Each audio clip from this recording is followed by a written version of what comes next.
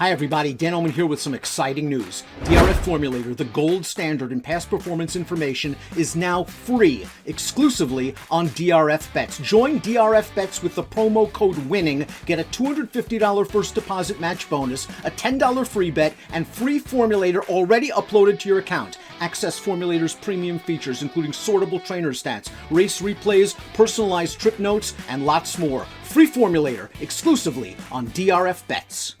Hi everybody, Dan Illman, Mike Beer. The feature race at Oaklawn Park on Saturday is race number 9. It's the $150,000 Dixie Belle Stakes for 3-year-old fillies going 3/4 of a mile. Let's throw up this field. And Mike, I don't think it's hyperbole. We have some great racing coast to coast this weekend. I think this is one of the more fascinating stakes races of the entire weekend because you have several stakes horses in this race, several that were extremely good at 2, and several returning off lengthy layoffs.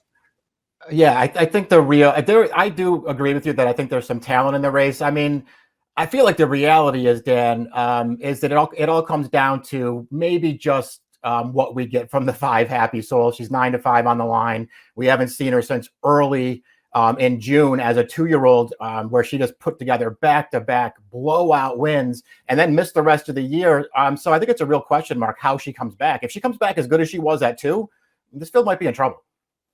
Her 2 blowout wins at Belmont Park were accomplished in gate-to-wire fashion. We throw up the Timeform US pace projector, however. We see a red bar. I think the pace could be fast. And we see Happy Soul in 4th early after the opening quarter mile. I'm not sure that's going to be the case, but I do know that the number 3, Wicked Halo, is very fast. Yeah, Wicked Halo is pretty fast. I mean, my take on this pace projector would be that if Happy Soul is 4th at the pace call, she's not winning this race. We'll see what she does off the left. She was very fast at 2, but there are, several question marks surrounding her right now. A horse with more recency than some of the layoff runners is a horse coming off a 2-month layoff in her own right. That's the number 1, Icy Stare Down, coming off of a maiden victory. The race will show you right now. This horse is trained by Brad Cox. She's a well-bred daughter of Frosted, and she ran just fine in this race. She broke inwards a little bit, settled on the outside, made the lead turning into the stretch, and beat a couple of sharp first-time starters. The runner-up would come back to graduate with a pretty strong 89 buyer. Yeah, it does feel like maybe she beat a couple of talented runners in there. We'll see how this all shakes out going forward. I like this performance from her. Set a good job. Actually, what I liked most about it, Dan, is it just sort of felt like they could have put her on the lead if they wanted to. But Ferran Giroux just took a hold of her early. He actually even gave away position on the backstretch to get her out into the clear, so she got a clean trip. And she kind of did the rest. I thought she ran well in there. I wasn't blown away by the performance. As you mentioned, she has a really nice pedigree. There's a lot of turf in this family. I wonder if that's where her future is going to lie.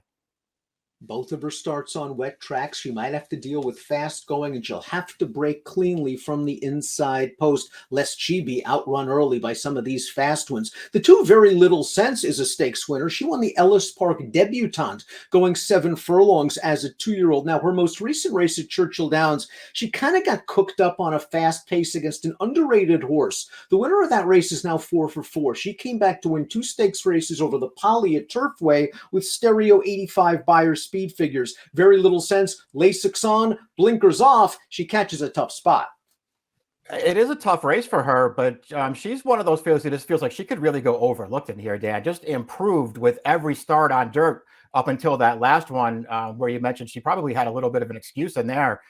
Pretty fast race at Keeneland, though, in that stakes race at the end of October. I mean, she couldn't get up in that race, and she didn't really have any excuse either, but she ran pretty well.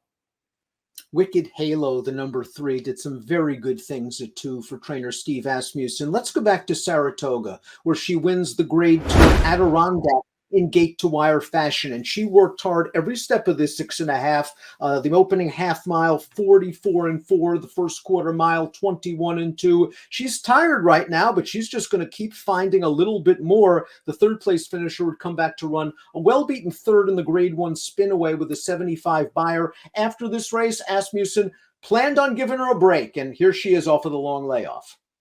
Yeah, we'll see what she does. Listen, she ran fine in here to become a grade stakes winner. That wasn't, my favorite race of the meet at Saratoga there. She managed to work her way to the lead early. Just you could see there in the replay, even Dan, there really wasn't that much running going on behind her. Once she put away her pace challenger there, I mean, I thought she ran okay there, but it didn't make me necessarily want to bet her back out of that race. I was also disappointed in her loss at Churchill prior to that. Her debut I thought was excellent. I thought she was almost a cinch to win the debutante in her next race. And I thought she ran pretty poorly there. I wasn't really taken with her Adirondack either. I kind of wanted to take a shot against this horse if she's going to take money in here.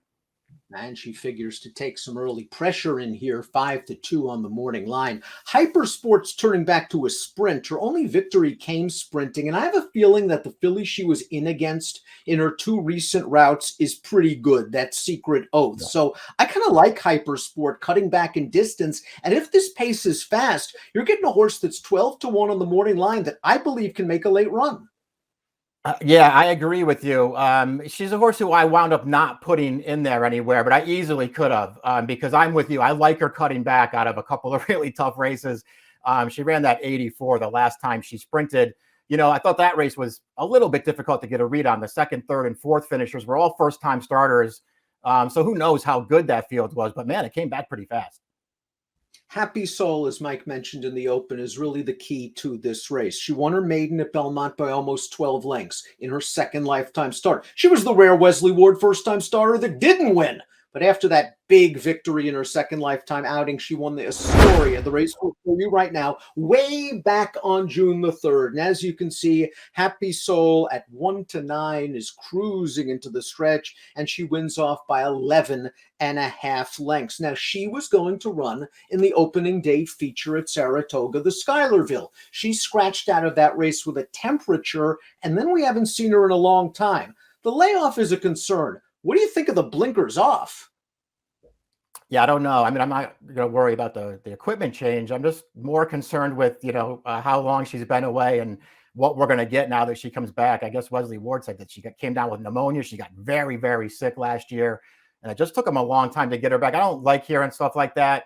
Obviously, you mentioned that she didn't win her debut. That's only because her stablemate beat her, and she was facing Colton there. She ran pretty well. Her next 2 starts really, really impressive. I can't bet her in here at a short price, Dan, but I'm not going to be surprised if she wins. Come On Sweet Love's really interesting because she draws outside the speed. She doesn't need the lead to win, and maybe she can work out a good trip in the second or third flight. She also faced a pretty nice horse at the fairgrounds in her first start against winners. She was beaten a length by a horse that came back to win the Grade 3 Forward Gal at Gulfstream Park with an 86 Buyer speed figure. This is kind of the other Brad Cox horse in this race, and 8-1 on the morning line. She's done little wrong in her career. Yeah, I like all of her races, and she is a really fair price on the morning line. Clearly, she's going to have to improve a little bit to beat this field. I don't see why she can't do that, Dan. Really liked her maiden win 2 back. Sat very comfortably just off the pace. That could be key in a race like this one. Won that race very easily. I thought she ran great last time. As you mentioned, her stablemate that won that race is pretty good. This horse came out of the gate very slowly in there, wound up last, had to make an outside move just to get into contention, and she did not give an inch through the stretch. Her stablemate wouldn't let her into the race, but she gave up no ground in there. I thought she ran well last time. Pretty Birdie, the number 7, showed some talent for trainer Norm Cassie. She won her first 2 starts, including the aforementioned Schuylerville. She was bet down against Echo Zulu in the Grade 1 spinaway, and it was just a disaster. She was eased. She was walked off the track. She returns now off of a lengthy layoff with Lasix, and maybe that'll make the difference. Yeah, I mean, listen, would you be surprised if, she showed big speed in here and forgot to stop? It wouldn't surprise me. Her Schuylerville was a pretty good. It was another one of those races at Saratoga, the 2-year-old filly races that I didn't love. But man, did she get a good aggressive ride that day to make sure she made the front. I suppose they'll probably try similar tactics here, Dan. They'll probably just try to make their way to the early lead in here and see if she can keep going. Ding Ding completes the field. This horse coming down from the Timonium Fair, where she was a gate-to-wire winner going 4 furlongs in a maiden special weight, and it took her 6 tries to break her maiden. This is a big hike in class. Yeah, a long layoff as well for her. She's going to have to improve a lot. I mean, she does shit down here with a couple of really fast workouts. So I guess she's going to show some speed in here, but it's hard to make her. Top pick time for the Dixie Belle Stakes. Happy Soul, the horse to beat off of her last two. You've got Wicked Halo, graded stakes winner. You've got Pretty Birdie, graded stakes winner. We're going with horses with a little more recency. The 6, Come On Sweet Love Mike, is your top selection in this race. She's 8-1 on the morning line, and I think she could trip out. That's what I like. I think she can trip out here. I didn't, just love the 2 favorites, Dan. I wanted somebody else, and I feel like this filly could be a little underrated on the way in here. Icy Stare Down has the win at Oaklawn Park. She did it over a wet track last time out. She's going to have to now prove it against tougher competition while breaking from the rail. I liked enough from what I saw that I think at 5-1, she's worth a fair price. It's a fun race at Oaklawn on Saturday. It's the Dixie Belle. Mike's going with the 6. I'm going with the 1. Best of luck.